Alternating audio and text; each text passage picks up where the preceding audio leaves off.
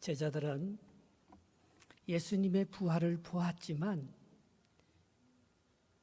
다시 자기들의 생업인 갈릴리로 돌아가 버렸습니다. 그런데 부활하신 주님은 자기를 버리고 도망간 이 제자들을 책망하거나 또 그들을 포기하지 않고 오늘 그들에게 다정히 다가가서 그들을 위로하고 격려하는 모습이 오늘 본문의 말씀인 것입니다. 주님의 관심은 우리들의 라이프예요.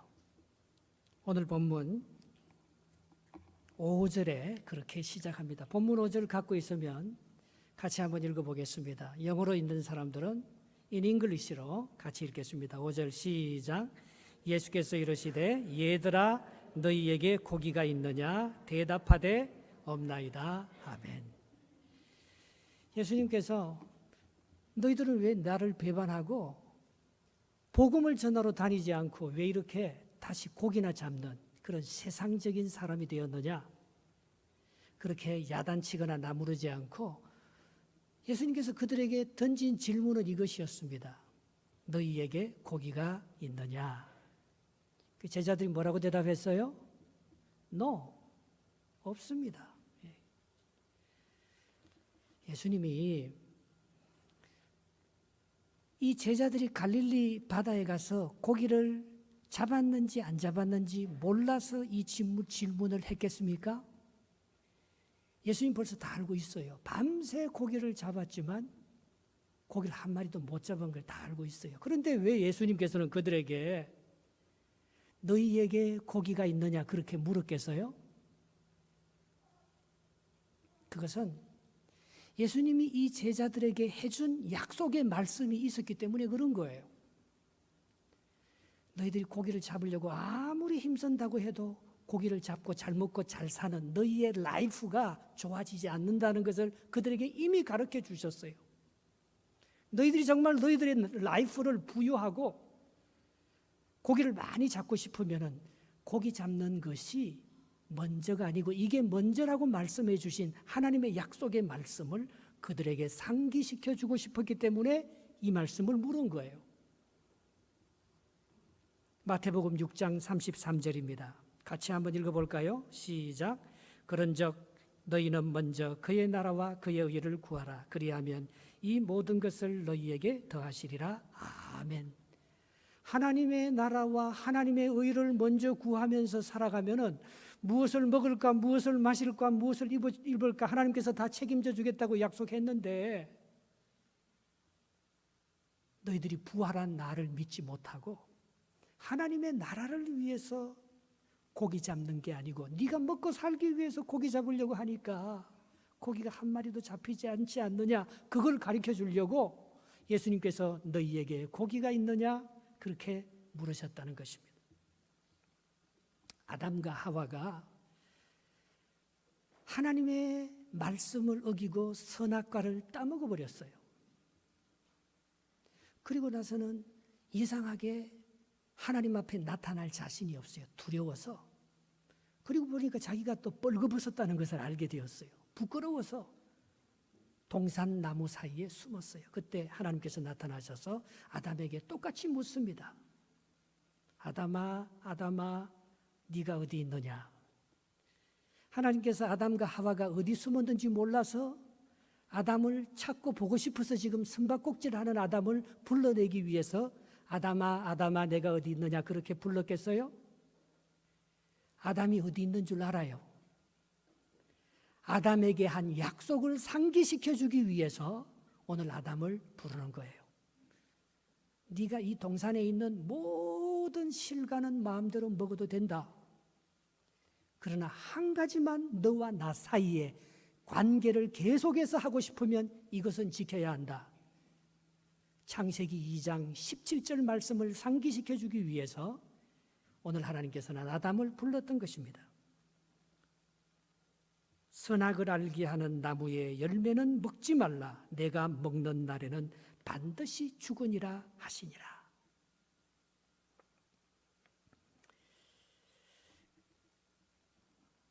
사람들이 잘못했을 때 제자들이 부활하신 예수님의 말씀대로 살지 아니하고 자기 먹고 살기 위해서 자기 길로 가버렸을 때 예수님은 진짜 고기를 어떻게 잡는지 그 방법을 가르쳐주고 싶었어요. 그 말씀이 6절에 나오고 있습니다. 6절 말씀 같이 한번 읽어보겠습니다. 시작. 이르시되 그물을 배 오른편에 던지라. 그리하면 잡으리라 하시니 이에 던졌더니 물고기가 많아 그물을 들 수 없더라. 아멘. 이 친구들은요, 자기의 습관을 쫓아서 자기들 편에 보면 오른쪽으로, 예수님 편에서 보면 왼쪽으로만 자꾸 그물을 던지는 거예요. 그물을. 이게 자기들의 습관이에요. 그런데 예수님 보니까 그게 아니에요. 고기들이 자꾸 여기, 바로 여기, 여러분들이 보면 오른쪽, 내가 있는 쪽에서는 왼쪽, 여기서 노는데 말입니다. 여러분, 우리가 성공과 실패, 고기를 많이 잡고 못 잡고 잘 살고 못 사는 것은 배 한 폭 차이입니다. 그물을 왼쪽으로 던지지 않고 그물을 오른쪽으로 던졌으면 그렇게 고기를 많이 잡을 수 있는데, 이 친구들은 바보같이 말입니다. 자기가 늘 던지던 그 습관대로 오른쪽 잡이니까 한쪽으로만 그물을 던져서 고기가 옆에서 노는 것도 모르고 고기가 밤새 한 마리도 없다고 말하잖아요.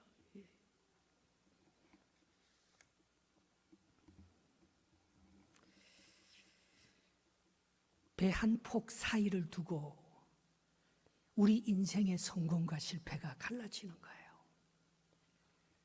정말 조금 차이예요. 이렇게 하면 실패하고 조금 차이로 예수님께서 뒤에서 바람만 조금 부려주고 예수님께 도와주면 성공하는 거예요. 그러나 사람들은 자기가 밤새 고기를 잡고 열심히 하면 무엇인가 이룰 줄 알고 갈릴리 바다에 가서 열심히 그물을 내리지만 그게 아니라는 것을 예수님께서 가르쳐 주는 거예요. 우리가 무슨 일을 할 때 다 제껴놓고 뭐 합니까? 좀 늦은 것 같지만 바쁘면 이게 내가 하는 거예요. 이게 내 일이 되는 거예요. 하나님 앞에 딱 무릎 꿇고, 특별히 어떤 사람은 새벽에 주님 전에 나와서 하나님, 이거 어떻게 해야 돼요? 주님 가르쳐 주셔요. 제가 뭘 해야 되지요? 하나님 도와주셔요. 그러면 하나님께서 여기에 말씀을 주신다는 것입니다. 그러면요, 평강을 가지고 확신을 가지고 그 일을 할 때 축복이, 그게 오른편에 던지느냐 왼편에 던지느냐 그 차이라는 것입니다. 내가 습관대로 하지 말고 내가 하던 대로 행하지 말고 기도하면서, 이번엔 하나님께서 왼편에 던지라 했어. 그러면 내가 던지는 방향을 바꾸어서 다른 편에 던질 때 하나님의 역사가 있게 된다는 것을 말씀하고 있는 것입니다. 켄 블랜차드가 쓴 칭찬은 고래도 춤추게 한다, 그런 책이 있습니다. 이 세상에서 제일 무서운 고래 중에 하나가 범고래인데요, 3,000km, 3,000kg, 3톤이에요. 우리는 1톤이 뭡니까? 100kg도 안 되잖아요. 그때 그 무서운 범고래를요, 연약한 사람이, 조련사가 그 범고래를 마음대로 가지고 노는 훈련을 시키는 거예요. 그래서 블랜차드가 어떻게 해서 저렇게 야생적이고 동물도 한 사람이 조련하니까 저렇게 훌륭한 돌고래 쇼를 만들면서 많은 사람들을 기쁘게 하는 아주 훈련된 돌고래로, 그렇게 범고래로 만들 수 있는지 궁금해했습니다. 그런데 알고 보니까 그 방법이 3가지가 있었던 거예요. 첫 번째는 3개월 동안 이 조련사가 그 범고래에게 물고기만 줍니다. 신뢰를 쌓는 거예요. 이 사람은 나를 공격해서 나에게 해를 끼치거나 나를 죽이는 사람이 아니고 이 사람은 우리 편이야. 두 번째는 훈련을 시켜도 훈련대로 안 합니다. 그런데 그때 이 조련사가 이 돌고래를, 범고래를 비난하지 않는다는 것입니다. 그에게 새로운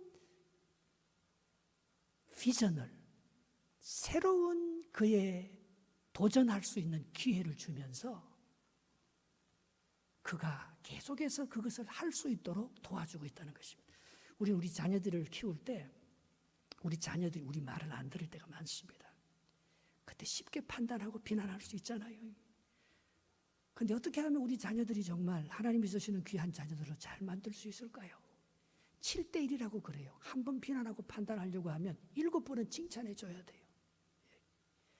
그냥 보이는 비난, 그렇게 잘하는 것은 한 번도 말해주지 않고 말입니다. 뭘 잘못할 때만 와서 이것은 이렇게 하면 안 된다, 저거는 만지면 안 된다, 이건 하면 모든 것을. 엄마 아빠는 나를 하는 것을 다 방해하고 막는 사람으로 알 때에, 판단하고 정죄받는 느낌이 들 때에 그 아이가 갖고 있는 좋은 점도 개발하지 못하고 부모와의 관계도 형성되지 못하고 다 깨어지는 모습을 참 많이 보지 않습니까? 범거래도 똑같다는 것입니다. 그 범거래가 어떻게 조련사의 말을 잘 듣고 그렇게 멋진 소를 100% 완전하게 해줄 수 있겠습니까? 걔를 받아주고 잘못했을 때 더 좋은 비전으로 교정해주고 변화시켜주고 그를 이끌어 나가는 그 훈련하는 사람들의 인내와 그 교육 철학이 그 돌고래를 그렇게 춤추게 하고 아름다운 인생을 살게 만든다는 것입니다. 세 번째 더 중요한 것은 칭찬이라는 거예요. 그 영어로 제가 그게 뭐라고 표현했습니까? Positive relationship이라고 말합니다. 우리는 우리를 비난하는 사람하고 교제하고 싶지 않습니다. 나를 받아주고 나를 인정해주고 나를 칭찬해주는 그 사람하고 긍정적인 적극적인 포지티브 릴레이션십을 할 수가 있는 거예요. 그래서 그 돌고래가 춤을 추면서 다른 물고기나 잡아먹고 사람들을 해치는 그런 범고래가 아니에요. 사람들에게 기쁨을 주고 많은 범고래 새끼들에게 희망과 공중쇼와 위대한 비전을 재창조해내는 그런 아름다운 범고래로 그가 변화받을 수 있었다는 것입니다.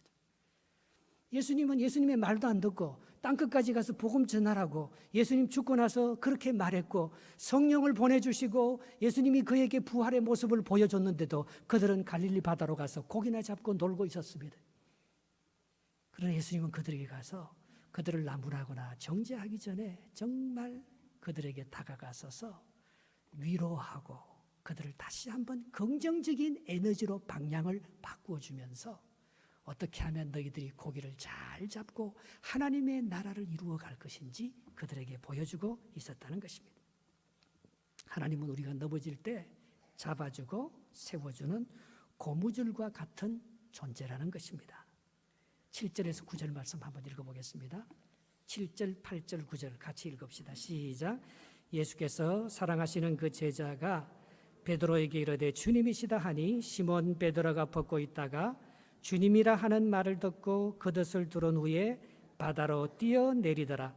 다른 제자들은 육지에서 거리가 불과 한 50칸쯤 되므로 작은 배를 타고 물고기든 그물을 끌고 와서 육지에 올라보니 숯불이 있는데 그 위에 생선이 놓였고 떡도 있더라. 아멘. 그물을 배 오른편에 던지라고 말하는 그 사람이 예수님인지 몰라봤어요. 누가 제일 먼저 알아봤습니까? 요한이, 존이 그걸 알아보고 예수님이다 그렇게 외친 거예요. 그때 베드로가 깜짝 놀랐어 말입니다. 겉옷을 들고는 50칸쯤 90m 되는 해안선에서 있는 예수님을 향하여서 헤엄쳐서 막 갔습니다. 제자들은 그 고기를 든 그물을 끌고 예수님께 나왔습니다. 그런데 그때 와 보니까 예수님께서 뭐 하고 계셨어요? 숯불을 피워놓고 계신 거예요. 거기다가 예수님께서 언제 고기를 잡으셨던지 생선과 떡을 거기서 굽고 계셨던 거예요. 그러면서 너희들이 지금 각 잡은 고기를 갖고 오너라. 그렇게 말하면서 그들에게 식은 도시락, 이 부활절 절기의 갈릴리는 지금처럼 춥습니다. 언제나 부활절에 이렇게 한국에서는 새벽 연합 예배를 드리잖아요. 그러면 항상 추워요, 부활절이.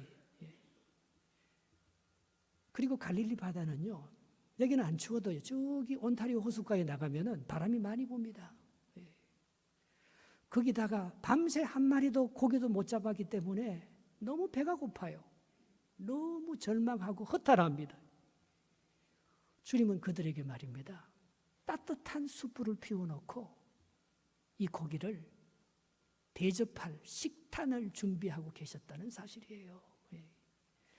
이 숯불을 딱 보니까 베드로가 생각나는 게 있었습니다. 바로 얼마 전에 예수님이 대제사장에게 붙잡혀서 그 뜰 안에서 신문을 받을 때 예수님을 어떻게 구할 수 있을까 싶어서 호디부를 들보시고 몰래 이렇게 대제사장의 뜰까지 들어간 적이 있습니다. 베드로가. 근데 어떤 여인이 이 사람도 예수님과 함께 있었다고, 이 사람이 예수님의 제자라고 그렇게 말하니까 난 아니라고 3번이나 예수님을 부인하지 않았습니까? 그러나 예수님은 이 제자들에게 말입니다. 따뜻한 숯불을, 그것도 지금 가져온 그 고기를 다시 얹어서 구워주면서 그들에게 따뜻한 식사 준비를 하고 계셨다는 거예요. 예수님은요, 이 세상의 그 어떤 요리사보다도 뛰어난 셰프입니다. 10절에서 12절 한번 읽어볼까요? 10절 시작. 예수께서 이르시되 지금 잡은 생선을 좀 가져오라 하시니 시몬 베드로가 올라가서 그물을 육지에 끌어올리니 가득히 찬 큰 물고기가 153마리라. 이같이 많으나 그 물이 찢어지지 아니하였더라. 예수께서 이르시되 와서 조반을 먹으라 하시니 제자들이 주님이신 줄 아는 거로 당신이 누구냐 감히 묻는 자가 없더라. 13절도 읽읍시다. 예수께서 가셔서 떡을 가져다가 그들에게 주시고 생선도 그와 같이 하시니라. 아멘. 그 고기가 몇 마리 잡았는지 예수님께서 다 알고 있었어요. 153마리예요. 그 중에서 제일 크고 싱싱한 맛있는 고기를 회를 쳐서 거기서 불에 구워서 제자들에게 대접해주고 있는 것입니다. 그런데 여기요 13절에 보면 뭐라고 말했어요? 예수께서 가셔서 떡을 가져다가 그들에게 주시고 생선을 직접 입에 넣어줬다는 거예요. 여러분, 이 세상에서 부모들에게 있어서 가장 듣기 좋은 소리가 뭔지 알아요? 자식의 목구멍에서 음식 넘어가는 소리가 부모에게는 그렇게 듣기가 좋대요. 우리가 다큐멘터리 같은 거 보면요, 내셔널 지오그래피에서 어미새가 각개은한 새끼 새에게 벌레를 잡아다가요 못 삼키니까, 벌레를 못 잡아먹으니까 입에 쭉쭉 이렇게 넣어주는 것을 볼 수 있어요. 예수님이 오늘 제자들에게 말입니다. 음식을 입에 넣어줬다는 거예요.